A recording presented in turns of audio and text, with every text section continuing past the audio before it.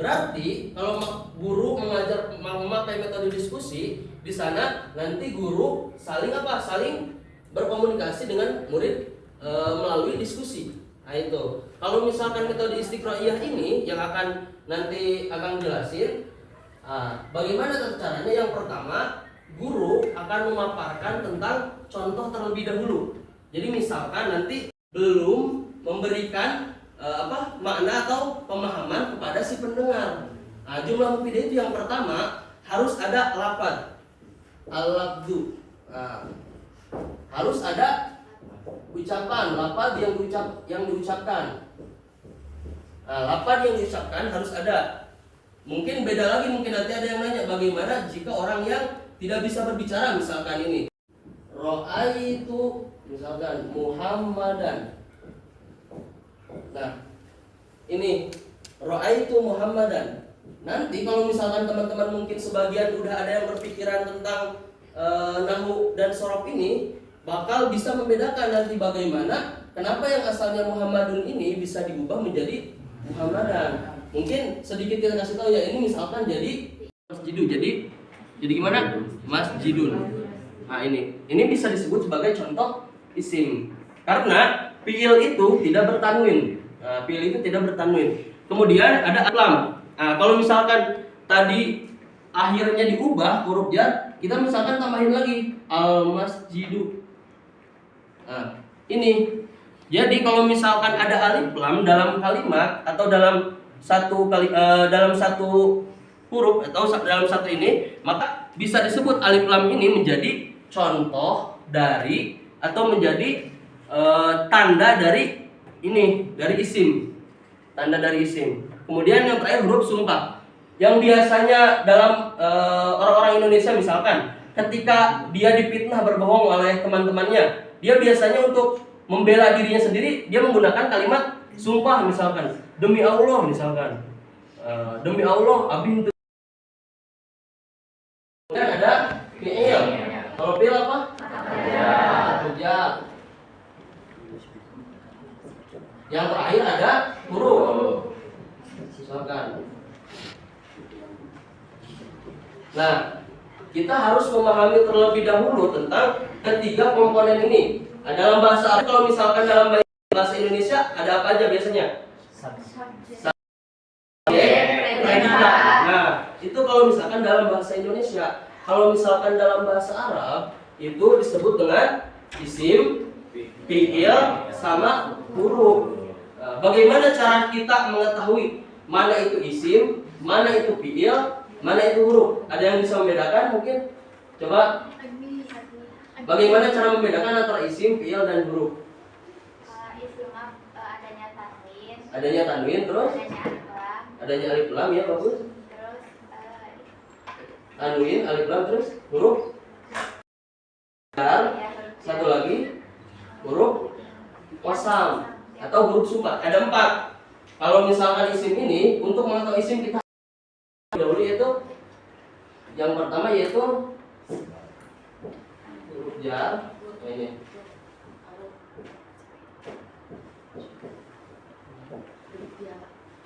huruf jar.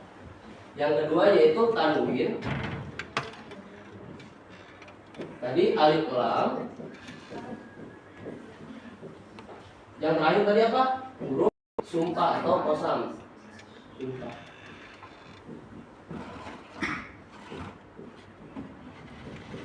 Nah, kita akan kasih contoh dari berbagai macam huruf jar, tanwin, dan tata cara untuk mengetahui isim ini. Huruf jar, ada yang pernah mendengar mungkin huruf jar? Huruf jar itu yaitu huruf untuk mengkasrohkan kalimat atau untuk membuat harokat yang asalnya misalkan tadi rofa diubah menjadi kasroh. Contohnya misalkan, di sini ya, al-masjidu. Kalau misalkan ditambahkan huruf qasam, misalkan ditambahkan ila, berarti jadi gimana nanti? Ila apa? Tadi kan udah dikasih tahu bahwa huruf nahwu itu berarti merubah akhirnya. Nah, ini berarti yang berubah. Kalau dimasukin huruf ila jadi gimana? Ila masjidu. ilal masjidi. Nah ini yang dimaksud dengan huruf jar. Mungkin kalau misalkan ya silakan. Nah, kalau misalkan kita lebih dalam lagi, huruf jar itu ada berapa?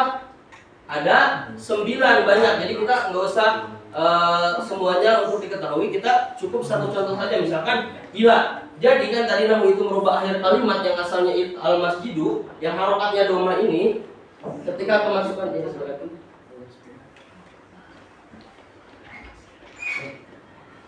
Nah, al masjidu ketika kemasukan huruf ila yang tadi ini, demi Allah misalkan ini sama dengan Allah tallahi sama aja, ini artinya demi Allah gitu, bahwa saya misalkan tidak wallahi saya tidak melakukan hal itu. Nah, maka ini menjadi tanda dari isim yang tadi.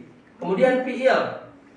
Nah, kata kerja. Fi'il itu tadi apa? Kata kerja. Maka untuk mengetahuinya dari fi'il ini, yang lebih simpelnya itu nanti isim itu berbentuknya apa? Kata benda, baik itu nama hewan, nama manusia, itu masuknya kepada isim.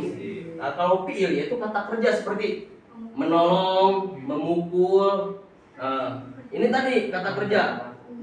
Tandanya bagaimana tandanya? Yang pertama yaitu dengan huruf qad. Qad. Atau misalkan dalam bahasa Arab seperti ini. Qad. Dengan huruf qad. Bagaimana caranya? Itu bahasa Inggris. Kalau misalkan bahasa Arab yaitu sabihaya sebahu, atau berarti kalau misalkan dimasukkan kepada sabiha, misalkan fi'il madinya itu sabiha. Nah, ini nih. Sabiha misalkan. Ini fi'il madinya. Kalau misalkan diubah kepada fi'il mudhari jadi gimana? Sabiha yasbahu. Terus dimasukkan huruf sa-nya di sana. Saya sebahu, yang artinya yaitu dia, bukan saya, karena ini ya, yaitu orang yang nggak ada. Kalau misalkan saya gimana? Saas bahu. Anita ini dia juga memiliki mana berbeda-beda juga.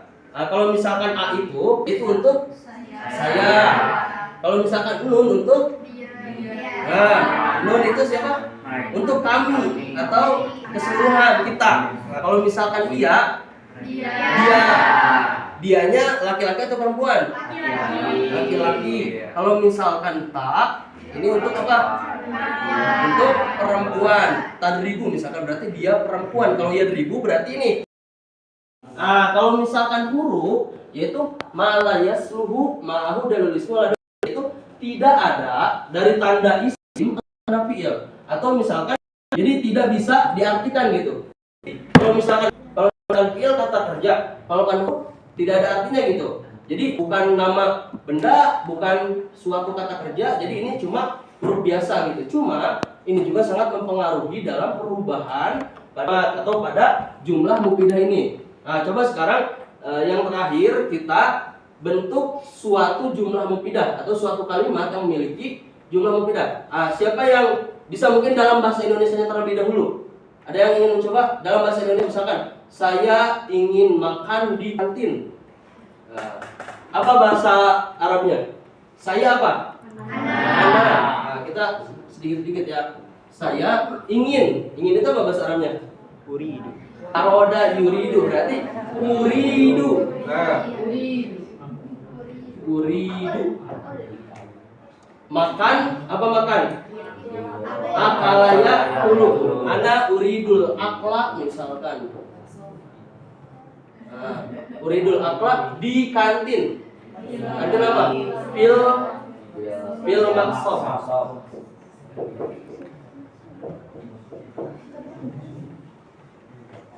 Ana uridul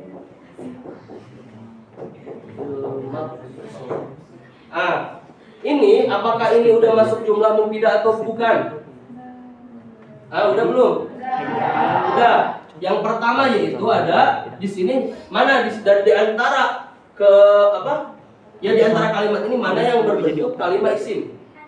Ana, karena ana itu apa? Saya itu isim, penyebutan nama disebut dengan ya kata benda juga. Kalau misalkan fiilnya apa? Uridu. Nah, ini itu kata kerja yang dimana kata kerjanya yaitu ingin gitu, ingin melakukan sesuatu yaitu ingin makan. Kalau misalkan akla ini nanti kita tidak masuk kepada pembahasannya, cuma ini untuk melengkapi akla ini nanti jadi maf'ul bih yang tadi disebutkan. Kalau misalkan hurufnya mana? Fi. Nah, maka jika ada komponen ini yaitu isim, fiil, sama huruf, maka ini udah menjadi ini jumlah mufidah atau kalimat yang sempurna tadi. Nah, kalau misalkan ini lengkap gitu, ada isimnya, ada fiil, ada juga huruf. Nah, mungkin boleh ada yang ingin mencoba dalam bahasa Indonesia aja dulu. Coba siapa? Ya, so. Boleh bertanya? Boleh. Kalau misalkan ini termasuk jumlah mufidah nggak? Kalau misalkan anak uridul akla bisa disingkat jadi saakul itu saakul tapi saakul fil maksud ya saakul fil maksud gitu. Itu termasuk jumlah mufidah nggak? Termasuk. Karena apa? Karena dalam kalimat misalkan dalam contoh saakulu misalkan nanti ininya jadi gini saakulu fil maksud. Di sini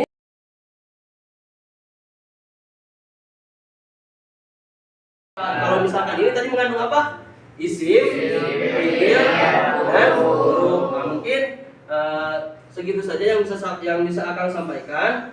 Kurang lebihnya mohon maaf. Mungkin nanti jika ada pertanyaan boleh nanti ketika sesi sharing ditanyakan ya. Karena harus paham tentang apa yang disampaikan. Nanti boleh ditanyakan tentang sesuatu yang masih mengganjal misalkan. Ada yang kurang paham di isi, misalkan ada yang kurang di fiil, nanti boleh ditanyakan ya. Baik, mungkin itu yang bisa kakak sampaikan. Wassalamualaikum warahmatullahi wabarakatuh. Waalaikumsalam warahmatullahi wabarakatuh.